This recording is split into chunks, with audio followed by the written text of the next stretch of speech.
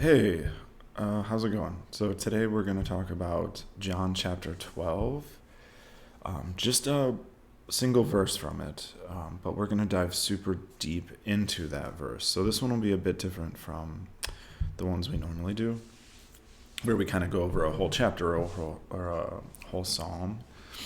This one's going to be a bit more in depth, but I think it's a passage that's worth going in depth with. So let's get into it.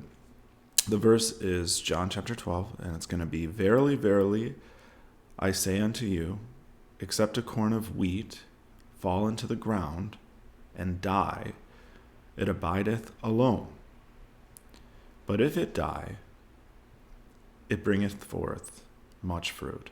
So that's the King James version. Sometimes the corn of wheat is interpreted as just the word a seed. I don't know that there's a ton of significance to the corn of wheat specifics, but we're not going to go into that if there is. We have enough to go into even without that.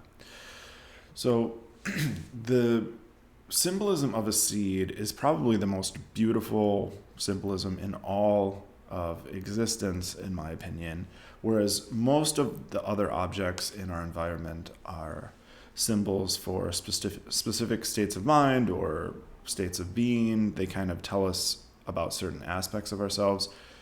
The symbol of a seed that sprouts into a tree or something like that, that is the symbol. It's the meta symbol. It's the symbol for all symbolism. It's the symbol for all creation because it's essentially a little microcosm of how all creation is done. We'll go into more detail with this as the video unfolds, but essentially you can think of a seed as a symbol for your mind or even the skull. And the seed has a shell around it, like your mind has a shell around it in the skull.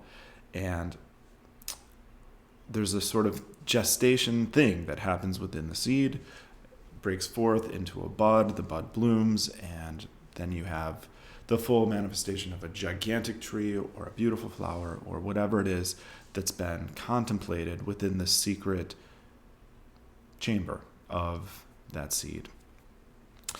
So not Milton, but William Blake goes into this symbol a lot. No one really, I think, elaborates on the symbol of the seed more beautifully than William Blake, with the exception of maybe Jesus. But because Blake is so good at it, let's look at one of his verses in his epic poem called Milton, where he talks about the seed. I think there's so much cool stuff we can pull out of this. So here's the kind of passage from William Blake that I want to discuss. "Whatever can be created can be annihilated. Forms cannot. The oak is cut down by the axe. The lamb falls by the knife." Okay, we could go further, but there's so much right there. I just want to pause for a second. Okay, so first off, whatever can be created can be annihilated. Forms cannot. So forms can't be annihilated. So there's this eternal realm of forms. You can think of it as Platonic forms. And then there's the world of manifestation, the physical world, the world of matter, whatever you want to call that. Those things come and go. They can be annihilated, but the forms cannot. So he elaborates on that further in the next passage where he says, "The oak is cut down by the axe, the lamb falls by the knife." So here we have a lot of rich symbolism that's worth pulling apart. The oak is a symbol for the physical. It's the symbol for, you can think of it as the body, whether that's our body or whether it's the bodies of different physical objects, not necessarily human bodies in the external world. But the oak represents that because it's big, it's sturdy, it's strong. It's one of the strongest, sturdiest trees. And so it symbolizes the physical. And that physical, if it's going to be annihilated, then it's going to be annihilated by the axe or by force. Physical force is what the axe sort of represents. The axe chops. And that's opposed to the knife, which is in the following passage, because a knife does not chop, it severs, it dissects. And it's interesting that we have this passage immediately after the oak is cut down, with that says, the lamb falls by the knife. If the oak represents the physical, the lamb represents thought. This is true throughout all of the New Testament, a lot of the Torah, and certainly in William Blake's writings. Why is it that the lamb represents thought? Well, first off, it's because it's in contrast to the oak, which we already went over. The oak is physical. So the normal dichotomy there that you naturally assume is the physical and then the thought realm. But more importantly than that, the lamb, even its appearance, is sort of fluffy, like a cloud that floats in the sky, not unlike how our thoughts float around in the sort of ethereal space of our mind. The other reason that lambs always represent thought rather than something physical is because of how passive they are. They so willingly and innocently follow the lead of the shepherd, or even like a German shepherd dog can round them up, and they just seem to be willing to just yield to whatever influence is out there. And that's certainly representative of our thoughts as well, because when we exert our will over our mental plane or realm, it's much, much more yielding than when we try and exert it over something that seems tangible in the physical realm. Now, of course, the physical realm is also subject to our thoughts, but it seems a bit more stubborn. It's more like the oak that has to be cut down by the axe. So the lamb falls by the knife. Going back to this idea of the knife dissects. It's like a scalpel almost, you can think of it. And that's exactly how our thoughts are annihilated. Thoughts are not usually annihilated by force. In fact, within the thought realm, the more you resist something, usually the more it persists. But you can use analytical thought, you can use reason to annihilate thoughts, but it's a more subtle sort of process. It takes a bit more patience, a bit more precision, and that's why the knife is used over thought. Okay, and then he follows that up by saying, this should be in black here, sorry. He says, whatever can be created can be annihilated. Forms cannot. The oak is cut down by the axe, the lamb falls by the knife, but their forms eternal exist forever. Amen. Hallelujah. So again, the forms cannot be annihilated. They always exist. So what determines whether or not these eternal forms exist just in the ethereal plane of imagination within, your inner world, or whether they come out and you can actually experience them in the flesh? What is the process by which they come through that channel and eventually externalize in our world? Well, the following passages actually elaborate on this too. So let's read on. Thus they converse with the dead, watching round the couch of death. Who's they here? It's just the forms. So the forms converse with the dead, watching round the couch of death. For God himself enters death's door, always with those that enter, and lays down in the grave with them in visions of eternity, till they awake and see Jesus and the linen clothes lying that the females had woven for them, and the gates of their father's house. Ooh, okay, let's get into this one. So, thus they converse with the dead, that is, the forms converse with the dead, watching round the couch of death. So you can think of so they're not dead, but they converse with the dead. These forms, before they actually take, physical shape, they exist in a sort of spirit-like realm, which we normally associate with the dead. And the couch of death is, I don't know exactly why he says couch here, honestly, so maybe we'll just skip over that. But obviously the forms exist in the imagination, and they're waiting with the dead around the couch of the dead because they want to be given life. Or even if they don't want to, if they're going to be given life, then they're going to start around the area of the dead. So how is it that these pseudo-dead ideas, forms, whatever the forms might be. By the way, forms can represent more money, better relationships, better health, your ideal body, or it can be negative forms too, things that maybe you don't want. But either way, these forms, they're all already existent. They're waiting to receive the sort of breath of life. And where are they waiting? Well, they're waiting in visions of eternity. But God himself enters death's door always with those that enter.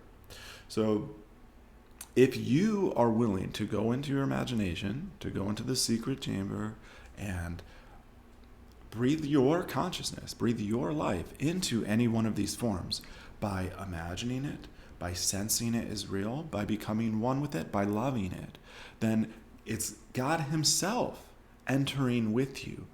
And it's called death's door because this is where all the forms are waiting to be given life. And by life, we just mean,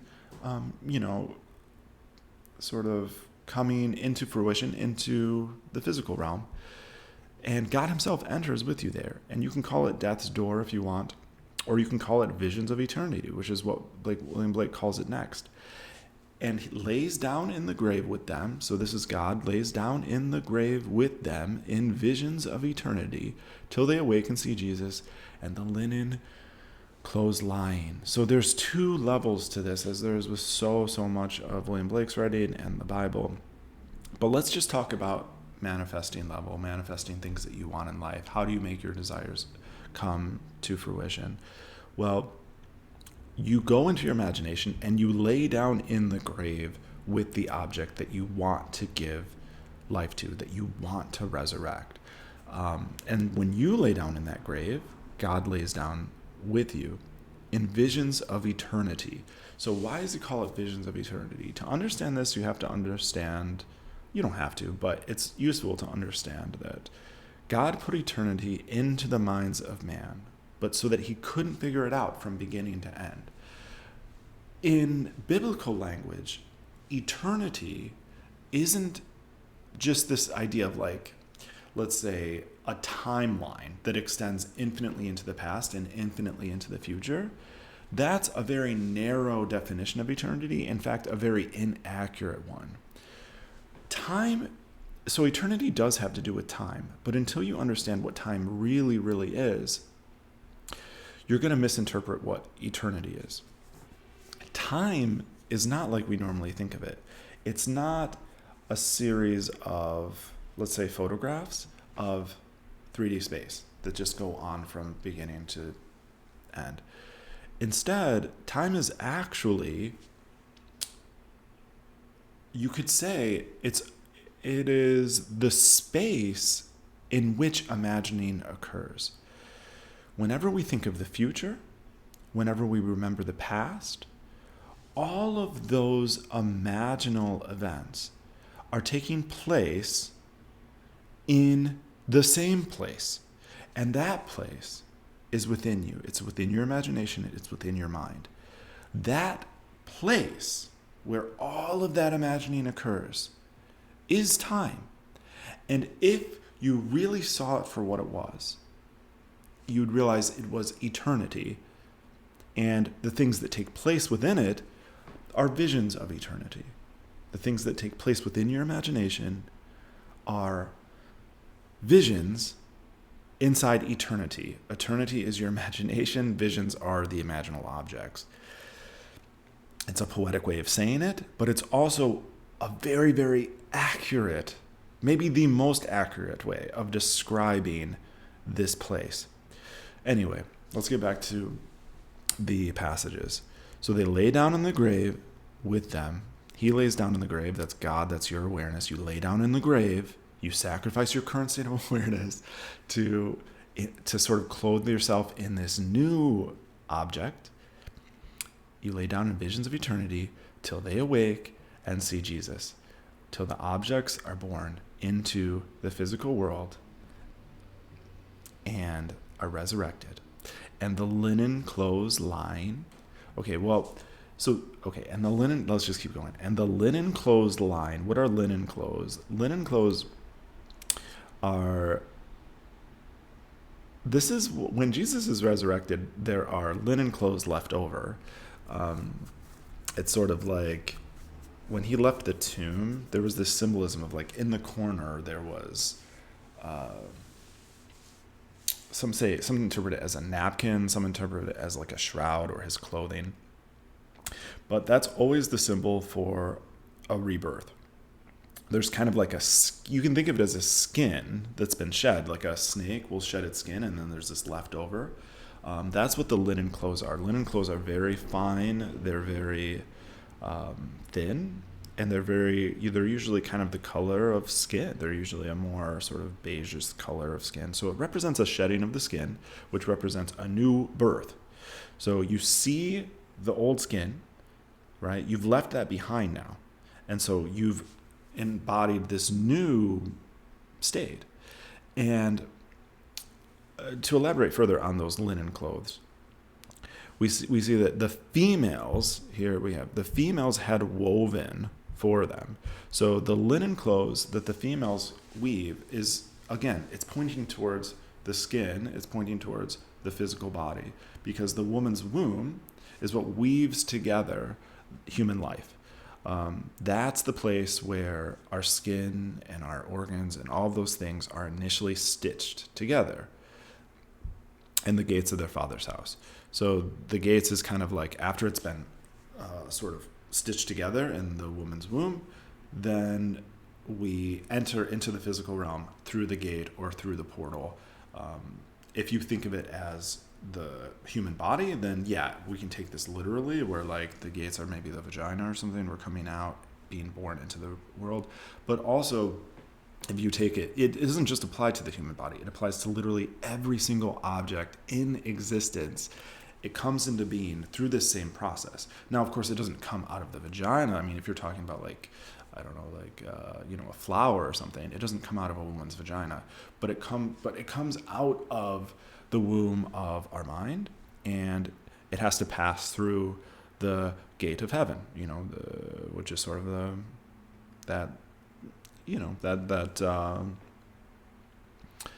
the border between the internal, the external, the mind, the physical. So, just these few lines from Milton, the poem Milton by the writer William Blake, so perfectly express the entire process of how all creation is done. One other thing I want to really touch on here is this laying down in the grave with them. How beautiful is that expression? If you imagine all of these forms, whatever form you want, whatever desire you want to realize, if you can sense it, if you can feel it, if you can desire it, it's already there in eternity, in your imagination, and it's waiting to be given life. How do you give it life? You have to die to your current experience. You lay down in the grave with this new idea of yourself or of whatever it is you want to create. And even the word lay down in the grave is so perfect, because a lot of times we use the word lay to represent have sex with and become one with. And ultimately that's what you have to do. Not only do you have to die to your current self, but you have to become one with the new version of yourself that you want to create.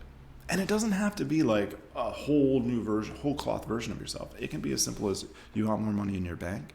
Okay, go ahead, close your eyes, die to your current conception of your current level of wealth, go into your imagination, lay down with this new idea of greater wealth, make love to it, which is to say, feel it real, enjoy it, seduce it. Don't force it. That's not the way you make love. That's not the way you become one with something. You don't force anything. You don't rape it, right? I suppose maybe you could, but you don't do it that way. Instead, do it gently, do it seductively, embrace whatever new state you want to have, and then allow God to do his work. What does it mean to say God to do his work? Well, that's where I don't know. I don't know why things happen. I don't know why it is that when you assume something to be true, it's woven together in that quiet, dark, mysterious womb of God. But he does it. God weaves it together. And he's always doing it. You know this idea of like the power abhors a vacuum? Nowhere is that more true than the power of God. Because God's power is always weaving things into existence. There's never a moment where we're not experiencing things from the outside, because God's always filling that vacuum of our experience with more experiences. And so it's important, I guess I'm just saying it's important to not allow that power to run amok, because it abhors a vacuum. And if you allow all these other influences that you haven't consciously chosen to make an impression upon you, then that power is going to start weaving with those influences, and it's going to start creating with those influences, which obviously is not optimal. You'd much rather just choose what it is that you want God to weave for you, to weave together for you. Choose what it is that you want by gently assuming it to be true in your imagination, in your mind's eye, feeling it real, making love to it in your mind. And then let the power of God do its thing.